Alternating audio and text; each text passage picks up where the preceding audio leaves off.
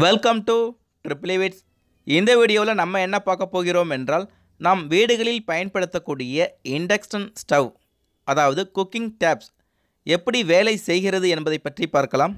மேலும் இதில் என்னென்ன பாகங்கள் இருக்குங்கிறத ஃபஸ்ட்டு நம்ம பார்த்துடலாம்.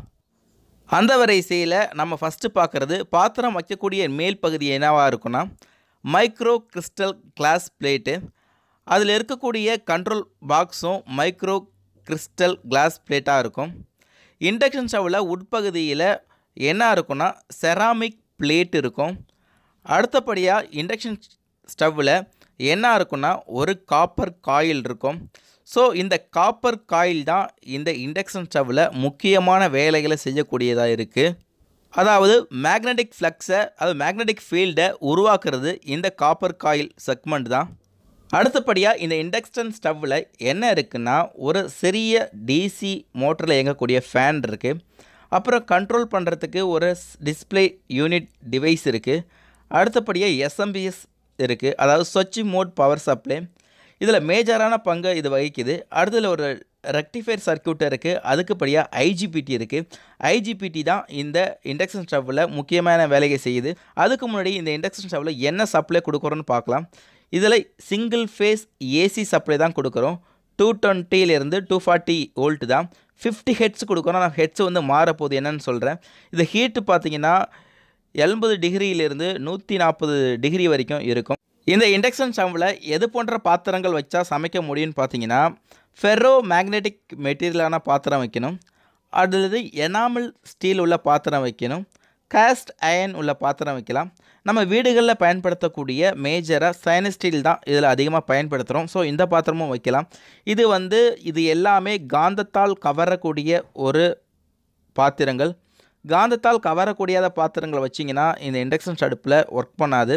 குறிப்பாக பார்த்தீங்கன்னா கிளாஸு, செராமிக் காப்பர் உள்ள பாத்திரம், அலுமினிய பாத்திரம், காப்பர் பாத்திரம், ஸோ மண்பானை போன்ற பாத்திரங்கள்லாம் வச்சா அதில் கண்டக்ஷன் ஆகாது. ஸோ காந்தத்தால் கவரக்கூடிய பாத்திரத்தை வைக்கப்படும்போது தான் இது ஈஸியாக இந்த அடுப்பில் ஒர்க் பண்ணும், ஹீட்டை இன்டியூஸ் பண்ணும். இந்த இண்டக்ஷன் ஸ்டவ்வானது டிரான்ஸ்ஃபார்மரோட இண்டக்ஷன் பிரின்சிபல் படி ஒர்க் ஆகுது. கூடவே எடி கரண்ட் லாஸ் பிரின்சிபல் படி ஒர்க் ஆகுது, ஹிஸ்டரிஸ் லாஸ் பிரின்சிபல் படியும் ஒர்க் ஆகுது. இப்போது இண்டக்ஷன் பிரின்சிபல் படி எப்படி ஒர்க் ஆகுதுன்னா, உங்களுக்கு தெரியும் டிரான்ஸ்ஃபார்மர் இருக்கும். டிரான்ஸ்ஃபார்மரில் 2 வைண்டிங் இருக்குது. அதாவது ஒன்று பார்த்திங்கன்னா ப்ரைமரி வைண்டிங், மற்றொன்று பார்த்திங்கன்னா செகண்டரி வைண்டிங். அதே போல் தான் இந்த இண்டக்ஷன் ஸ்டவ்வில் அந்த காப்பர் காயில் உள்ளது ப்ரைமரி வைண்டிங். செகண்டரி வைண்டிங் நம்ம வைக்கக்கூடிய பாத்திரம் தான் செகண்டரி வைண்டிங். அப்போ ப்ரைமரி வைண்டிங்க்கு தான் நம்ம சப்ளை கொடுப்போம், செகண்டரி வைண்டிங்கில் சப்ளை எடுப்போம். இப்போ ப்ரைமரி வைண்டிங் இந்த காப்பர் காயிலுங்கிறதுனால அங்கே சப்ளை கொடுக்கறதுனால அங்கே என்ன உருவாகும்னா ஃப்ளக்ஸ் ஆனது உருவாகும். அதாவது மேக்னெட்டிக் ஃப்ளக்ஸ் உருவாகும். இந்த பாத்திரத்தை நீங்கள் வைக்கப்படும் பொழுது அந்த ஃப்ளக்ஸு செகண்டரியில் அந்த பாத்திரத்தில் கட் பண்ணுறதுனால இங்கே எடி கரண்ட் லாஸ்லேயும் இல்லை ஹிஸ்டரிஸ் லாஸுங்கிற பிரின்சிபல் படியும் என்ன ஆகும்னா ஹீட்டாக இன்டியூஸ் பண்ணும். ஸோ அது என்னன்றதை பற்றி சொல்கிறேன். இப்போ பேசிக்காக ஒரு கான்செப்டை நீங்கள் திங்க் பண்ணுங்கள். டிரான்ஸ்ஃபார்மரோட EMF ஈக்குவேஷன் என்னென்னா E = 4.44 π N × F. இதில் பைங்கிறது ஃப்ளக்ஸு, அதாவது கரண்ட் அதிகப்படுத்தும் பொழுது தான் நமக்கு என்னது ஃப்ளக்ஸானது அதிகமாகும். என்னங்கிறது நம்பர் ஆஃப் காப்பர் டர்ன்ஸு, எஃப்ங்கிறது ஃப்ரீக்வன்சி. இப்போ இந்த காப்பர் காயிலில் நம்பர் ஆஃப் டர்ன்ஸும் படுத்த முடியாது, ஏன்னா சைஸில் பெருசாகிடும்.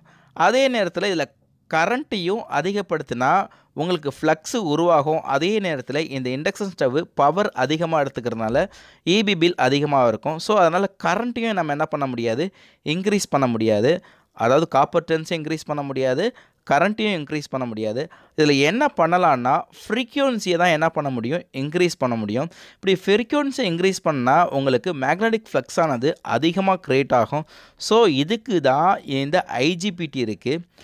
அதாவது 50 ஹெட்ஸில் செல்லக்கூடிய ஃப்ரீக்வன்சியை கிலோ ஹெட்ஸ் வரைக்கும் 32 கிலோ ஹெர்ட்ஸ் வரைக்குமே என்ன பண்ணுன்னா இந்த ஐஜிபிடி உங்களுக்கு டெவலப் பண்ணி அந்த காயிலுக்கு கொடுக்கும்.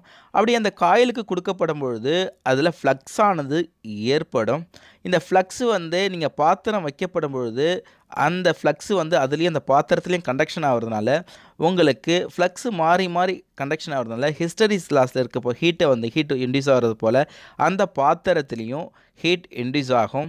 இப்போது இடையில ஒரு செராமிக் பிளேட் இருக்கும். அந்த செராமிக் பிளேட் என்ன பண்ணும், அந்த சர்ஃபேஸ் வந்து ஹீட்டை வந்து அப்சர்வ் பண்ணி வச்சுக்கும். அதனால் நம்ம அந்த பாத்திரத்தில் கையை வைக்கப்படும் பொழுது நமக்கு ஹீட்டாக ஆகிறதில்ல. ஸோ மெயின் கான்செப்ட் என்னென்னா, இந்த ஐஜிபிடியில் ஒரு ரெக்டிஃபையர் சர்க்யூட் மூலயமா ட்ரிகரிங் பல்ஸ் கொடுக்குறோம். அதாவது பல்ஸ் இஎம்எஃப்பை இன்டியூஸ் பண்ணுறதுக்கு ஃப்ரீக்வன்சியை அந்த சேஞ்ச் பண்ணுறோம். 50 ஹெர்ட்ஸாக இருக்கிறத வந்து நம்ம என்ன பண்ணுறோம், கிலோ ஹெர்ட்ஸ் வரைக்கும் மாற்றுறோம். ஸோ ஐஜிபிடி பற்றி உங்களுக்கு தெரிஞ்சுக்கணும். அடுத்த ஒரு வீடியோவில் நான் இதை பற்றி தெளிவாக சொல்கிறேன்.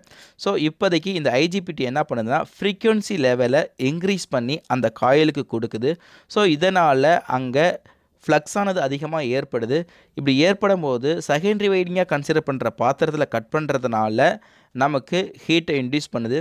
இதுவே ஒரு இண்டக்ஷன் ஸ்டவ் ஒர்க் பண்ணுற reason, working principal operation. So இந்த வீடியோ பிடிச்சிருந்தால் நீங்கள் லைக் பண்ணுங்கள், ஷேர் பண்ணுங்கள். இது வரைக்கும் நம்ம சேனலை சப்ஸ்கிரைப் பண்ணலாம், உடனே சப்ஸ்கிரைப் பண்ணுங்கள். நன்றி, வணக்கம்.